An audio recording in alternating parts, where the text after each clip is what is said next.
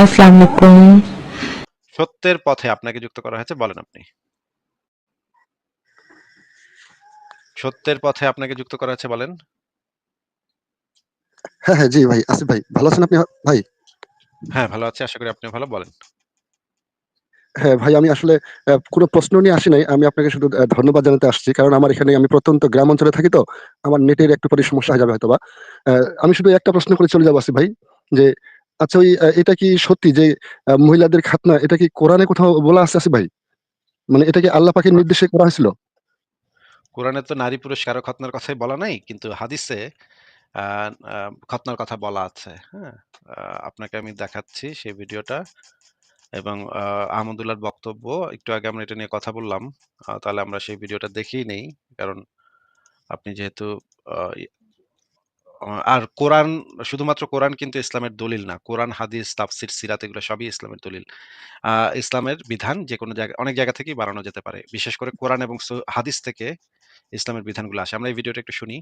প্রকৃতিগত সুন্নাত হলো কয়েকটি, এর ভিতরে একটা হলো খাতনা করা। বাচ্চা একটা নির্দিষ্ট বাচ্চা জন্মের পর, এমনকি ছেলের পাশাপাশি মেয়েদেরও খাতনা করার কথা হাদিসে আছে, এবং ফুকায়ে কেরাম অনেকেই মেয়েদেরও খাতনা করার বিধান এর কথা বলেছেন। অনেকে এটাকে ওয়াজিব বলেছেন, অনেকে সুন্নাত বলেছেন। এমনকি ছেলের পাশাপাশি মেয়েদেরও খাতনা করার কথা হাদিসে আছে, এবং ফুকায়ে কেরাম অনেকেই মেয়েদেরও খাতনা করার বিধান এর কথা বলেছেন। অনেকে এটাকে ওয়াজিব বলেছেন, অনেকে সুন্নাত বলেছেন। তবে উলামায়ে হানাফ এবং বিশুদ্ধ মত অনুযায়ী আপনার এটি সুন্নাহ, কিন্তু সেটা হলো গুরুত্বপূর্ণ সুন্নাহ এবং ইসলামের নিদর্শন এই টাইপের সুন্নাহ। এই জন্য সুন্নাহটা পালন করা উচিত এবং এটা ছাড়া উচিত নয়। আচ্ছা, আপনি কি শুনতে পেয়েছেন?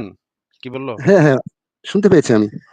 হ্যাঁ, বলেন আসলে এখানে বিষয়। তাহলে এখানে একটা প্রশ্ন আসিফ ভাই থেকে যায় যে উম এটা যদি ওই ওনার নির্দেশে আসে বা কেউ এটা তৈরি করে, তাহলে কি উনি জানতেন না যে ভবিষ্যতে আমার এই কথাটা টিকবে না? এটা কি উনি জানতেন না যে জেনেভা কনভেনশন হবে, এখানে এটাকে বাতিল করা হবে? এই ধরনের কি উনি আগে টের পান নাই নাকি?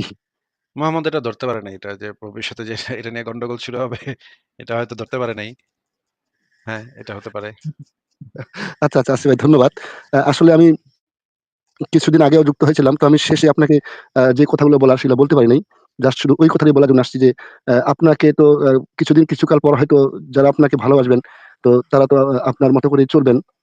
তো আমি যেটা অ্যা আপনার কাছে একটা প্রার্থনা নিয়ে আসছি যে আসলে অ্যা অ্যা মানে একমাত্র ইসলাম ধর্মটাই আজকে আমি যেটা মনে করি যে মানে পৃথিবীকে সামনে নিয়ে যাওয়ার জন্য একমাত্র ইসলামটাই মনে হয় একটু বাধা হয়ে দাঁড়াচ্ছে।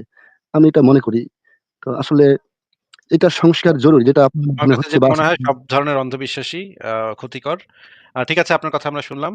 সত্যের পথে জি। ভাই, তাহলে আজকে আপনাকে আমরা বিদায় জানাই। ঠিক আছে? হ্যাঁ, হ্যাঁ, অবশ্যই আমার নমস্কার রইবে এবং কি আমার আপনার বাবা-মাকেও আমার নমস্কার। উনারা আপনাকে জন্ম দিয়েছেন।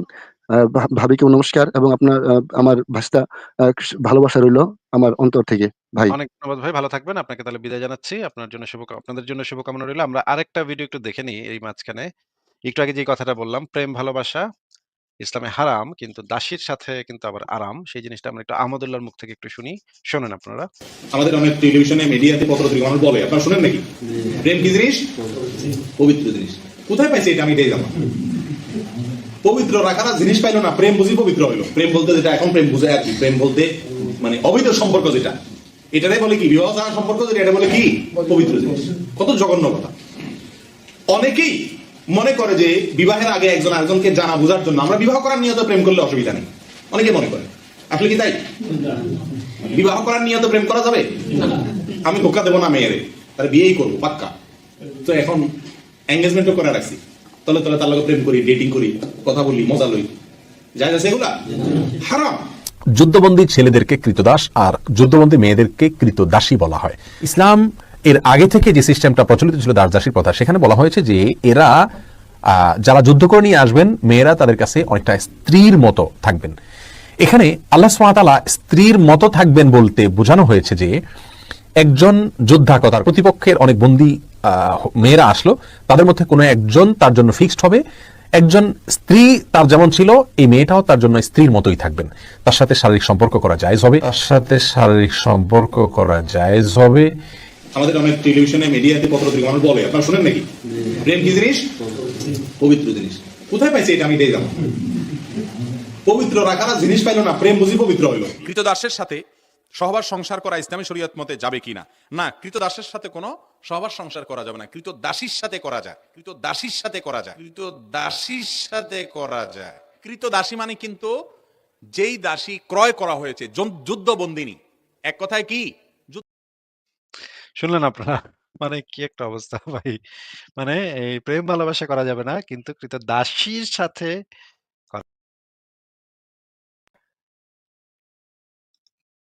ক্রীতদাসীর সাথে করা যাবে, বুঝছেন? তো ঠিক আছে, আমরা পরের জনকে যুক্ত করি তাহলে দেখি।